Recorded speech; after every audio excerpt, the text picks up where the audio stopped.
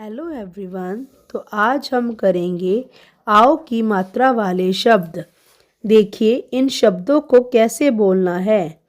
काओ आ, कौवा। नौ का, नौका। पौधा,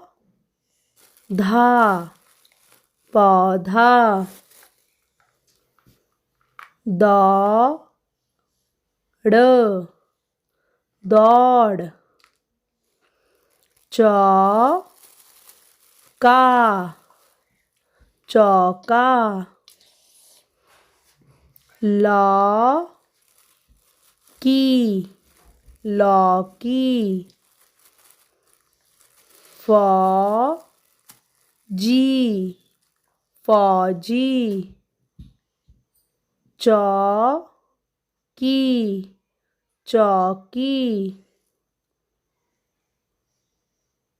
दौलत,